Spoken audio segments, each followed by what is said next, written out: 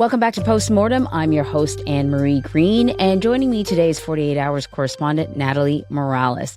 We are going to discuss the case of Debe Atrops. Now, back in 1988, the young mother was found strangled to death in the trunk of her car in Oregon. For decades, her murder remained unsolved, and it would take 37 years to bring her killer to justice. Joining me now is Natalie. Hi, Anne-Marie. Good to be with you. Hey, Natalie, it's always good to be with you. This is one of those hours that I just kind of went back and forth. I was so convinced that they had the right suspect and then they had the wrong suspect. I was ping-ponging. I think even for me, as I was reporting on this case, I was very conflicted. Even our producers, we were conflicted. But this case was cold for over 30 years. So really, it was all about figuring out what new evidence could be presented at trial. If you haven't listened to the 48 Hours episode yet, you can find the full audio version just below this episode in your podcast feed. Go take a listen and then come on back for the conversation. Debe Atrops was last seen alive on Tuesday, November 29th, 1988.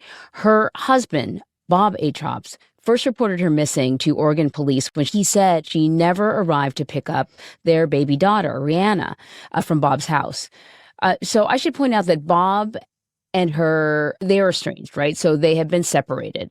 But Bob calls the police like pretty quickly after he felt that she should have been picking up their daughter. He tells them that Debbie was running about 3 hours late from a hairdressing appointment. So to me, this was like the first indication, like very early on, I thought, oh yeah, he's the one, because it just seemed like 3 hours was too soon to be calling the police. And at least in the portion of the 911 call that we heard, it's not like he said, I've been everywhere. I went to her apartment. I called a hairdresser. Like, it just, something about the 911 call seemed off. Yeah, all valid points, Anne-Marie. And actually it really wasn't even 3 hours because her appointment ended at 7:15. She was expected back at Bob Atrops' house around 7:30, 8 o'clock. So he's calling really less than 2 hours after that time frame. And police, Detective O'Connell, I should say, who was one of the initial people who was on this case, he said that felt strange to him, too. It's sort of that Shakespearean, that quote, "Thou doth protest too much." And prosecutors believe those phone calls were almost to try to make police believe that he wasn't involved. Interesting. Now, he does say back in 1988, he tells police that he called other people. He says he called the babysitter, called Debbie's boss and her parents from his home phone. But the problem with that is that it couldn't be confirmed because there was no record of these phone calls on his home phone. And they were long distance, so they should have been a record someplace. Yeah, and I should remind people, this is 1988. This is Oregon. So calling from one town to the other town, that could sometimes be a long distance call. Bob lived about 30 miles from where Debbie's parents lived. So all these phone calls should have been recorded somewhere as long distance calls on a phone bill. So it became a big part of the mystery was, where are these calls? Now, we know that he did place these calls because Debbie's parents did confirm, and her stepfather confirmed that they received the calls. The babysitter confirmed that she received a call. So the question is, where did he make the calls from? Investigators believe that Bob maybe had committed the murder and was just trying to get rid of the car and dispose of Debbie's body. And that's when he made those calls as he was out and about. Were they looking for, I don't know, public telephone, like telephone booths or whatever? They actually went around and looked at all the public payphones that they could find. They tried to get phone records off the payphones. But that said, you can't go around and trace and track every payphone in the neighborhood. I should also say the one phone call that Bob didn't make, which was very telling to investigators, was he didn't try to call Debbie's house. Now, remember, they're estranged. So she has an apartment in Salem, Oregon, and he never even calls the apartment and never goes to the apartment either to try to see if she ended up deciding to go straight home. So that was very telling to investigators. Bob Atrops explained that away as saying, well, I had already called Debbie's parents and they said she had not gone home. Okay, so, sadly, Debbie is not a missing person for very long. Less than 2 days later, police discovered her abandoned car near a construction site. And then inside, they discovered Debbie's body face down in the trunk of her car. She'd been strangled, but no signs of sexual assault. So at this point, I would think the only person to look at would be Bob. Did police zero in on him as a suspect right away?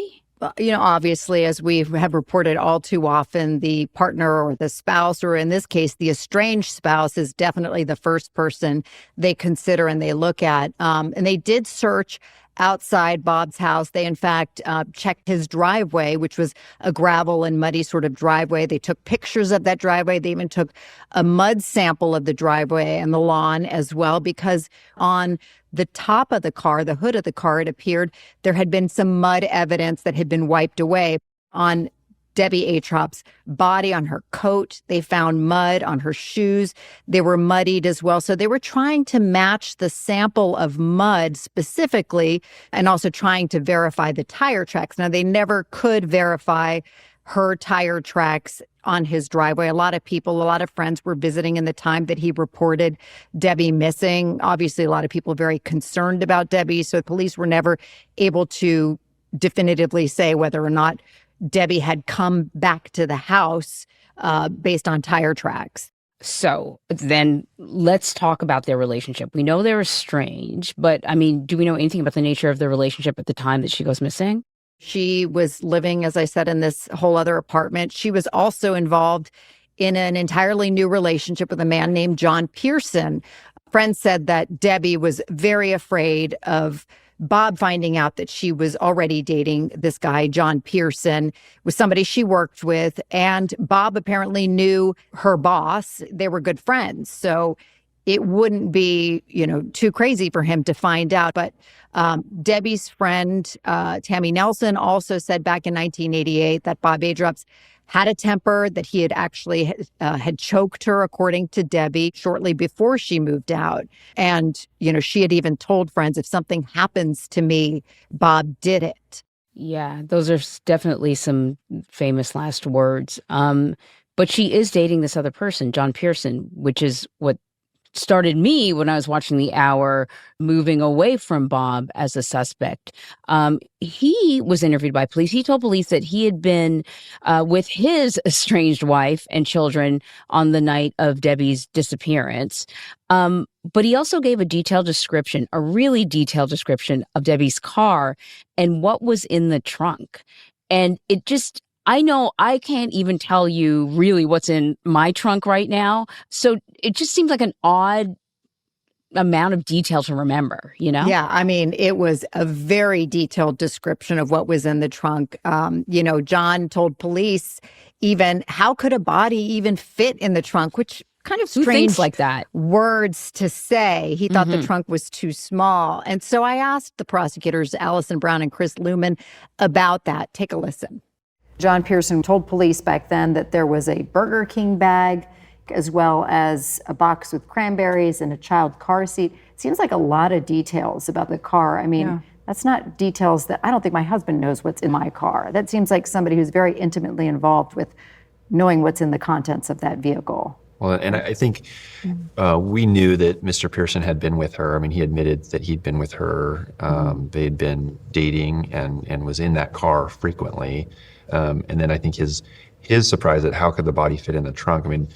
As we mentioned, it was delicately placed in there. It is not a large trunk, and that had to have taken some effort to sort of get Debbie's body in the trunk. Does it seem like an odd commentary, though? Yeah. I think they asked him specific questions about the car and its condition, and they were seeing each other every day. Not only were they in a romantic relationship, they both worked at Wellens. So they would often have lunch together. I think they had lunch together the day prior. And so, he would see her often. Detective O'Connell, who interviewed Pearson back in 1988, said that Pearson was actually very forthcoming when he was questioned. He agreed to many interviews, in fact, and that he even took a polygraph. He passed the polygraph. So Detective O'Connell felt like it wasn't like Pearson was trying to hide anything at the time. Okay. And at the time, there's still some question marks about Bob, but there's really no evidence connecting Bob or anyone else to Debbie's murder. So the case goes cold, right? Meanwhile, Bob continues to live life. He raises the couple's daughter, Rihanna. She's in her late 30s right now. You spoke to her. She describes him as a great dad. He's doting and attentive, and he's a fantastic grandfather to her 3 children. Um, she does not believe that he had anything to do with her mother's murder. Yeah, it was heartbreaking speaking with her, of course, because here's a young woman who never even knew her mother. She was 8 months old when her mother died. So she feels that loss still very greatly in her life. And then now she said she feels like she's lost the only person that she feels she could count on her entire life. And that was her father who raised her. And she does feel like he is 100% innocent. Well, decades after Debbie's murder, detectives and prosecutors with the cold case unit start looking at Bob Atrops again. And we have seen this before, Natalie. Sometimes it's the same evidence, but with fresh eyes, and they see things completely different. Fresh eyes and new technology. I mean, keep in mind from 1988 now to, 30 plus years later, how much DNA has changed things when it comes to cold cases. There was, Debbie's coat. With that, they take a look at the DNA evidence and they were able to exclude John Pearson and Jeff Freeberg, who was a former ex, but he was no longer romantically involved with Debbie. However, they couldn't definitively exclude Bob Atrops.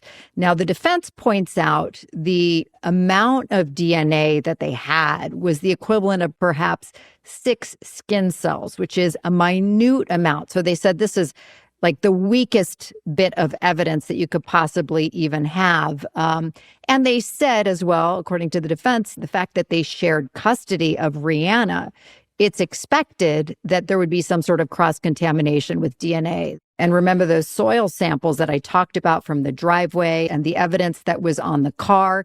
So the FBI analyzed the mud that was found on the tire of the car, and also they looked at the soil that was taken from Bob Atrops' lawn, and they said that the mud on the tire was indistinguishable from the mud from Bob's lawn in color, composition, and texture. So that would be a real compelling piece of evidence. In fact, there became this whole part of the trial that was all about the soil evidence. They had soil experts testify.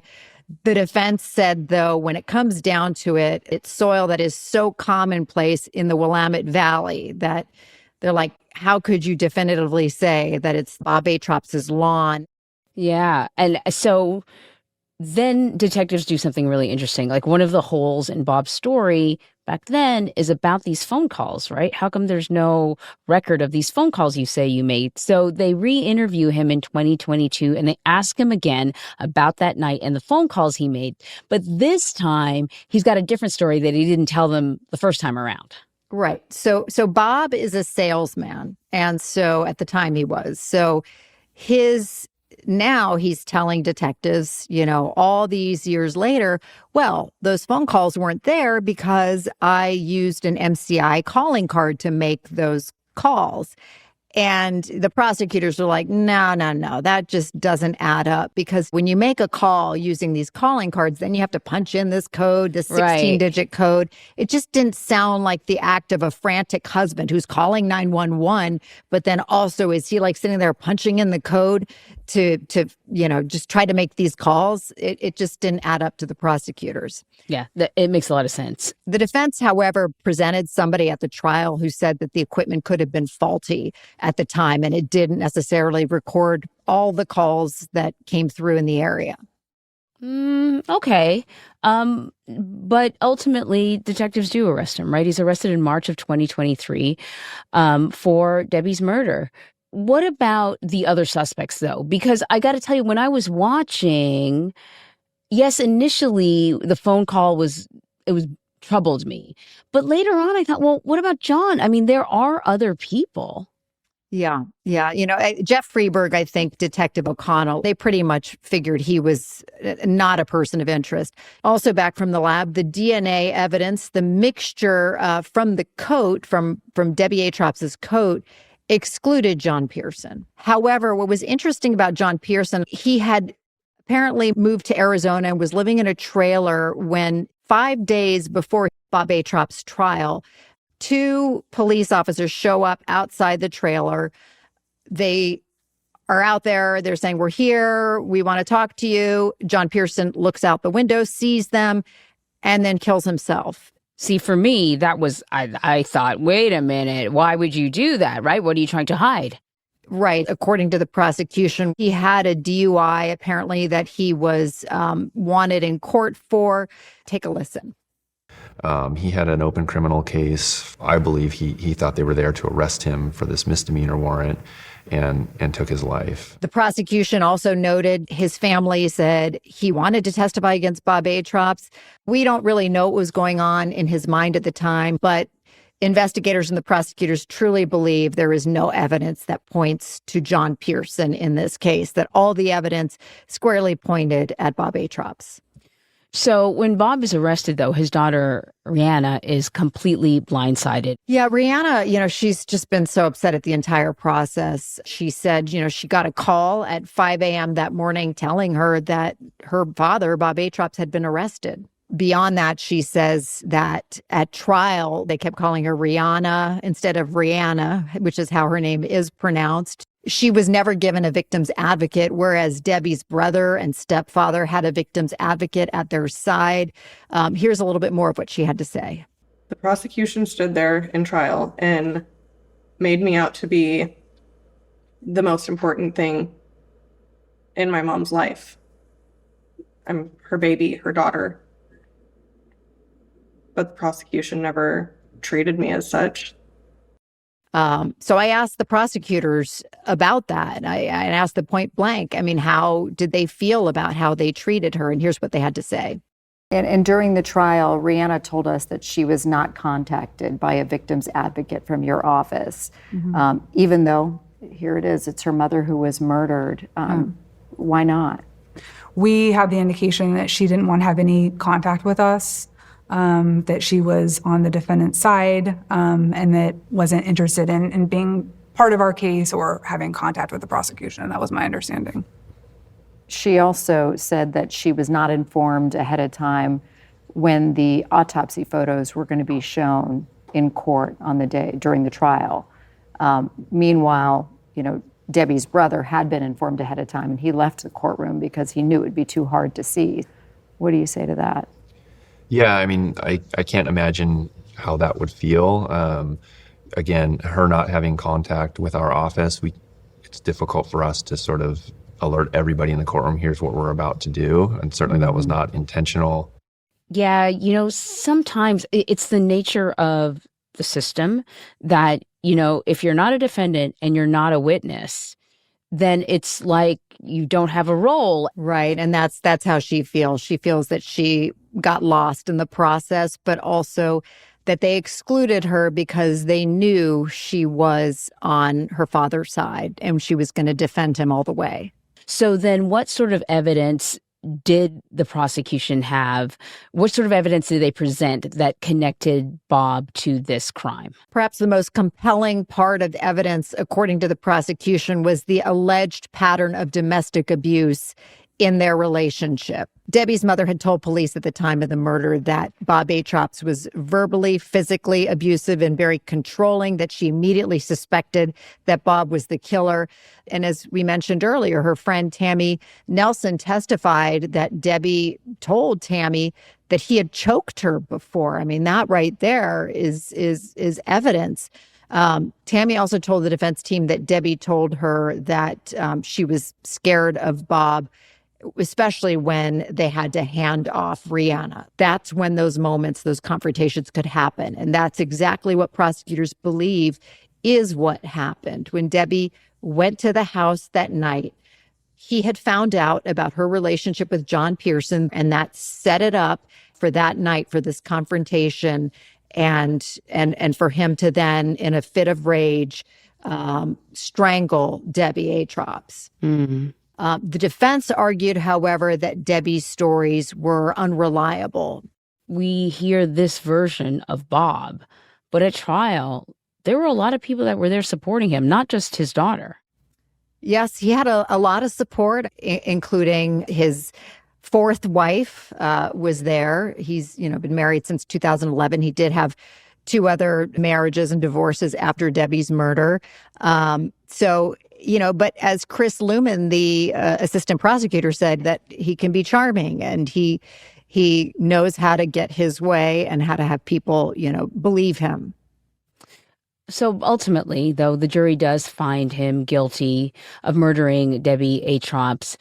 The defense was rather emotional, and you don't see that very often. Yeah. In fact, defense attorney April Yates was very emotional. She said that Bob Atrops is an innocent person who has been convicted.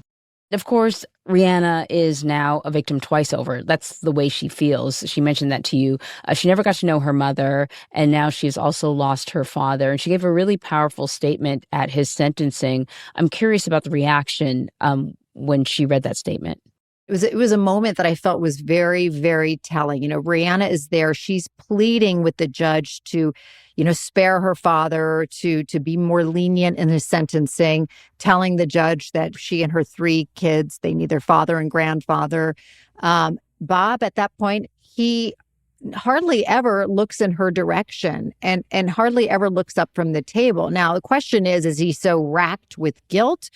Or is this somebody, who's just being stoic and having to deal with, this verdict and now the sentencing? It's hard to say how you would interpret it. I think it's up to the viewer's interpretation here.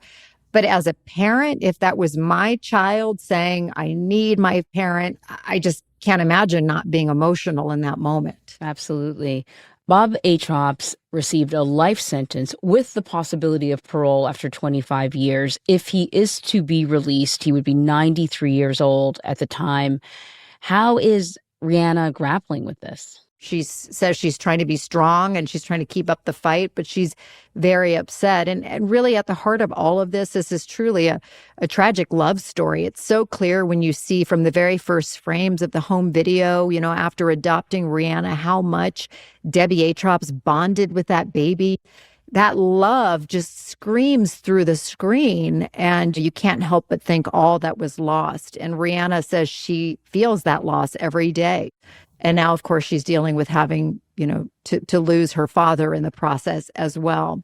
Yeah. So it's a tragic story all around. Absolutely. Decades waiting for some sort of justice. And then there are other people involved who think there's no justice at all. But ultimately, my heart breaks for Rihanna and everything that she has lost.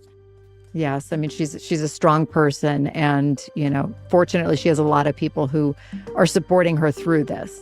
Yeah, that's good to hear. That's good to hear. Thank you so much, Natalie. Thank you. And if you like this episode, please rate and review us on Apple Podcasts or Spotify.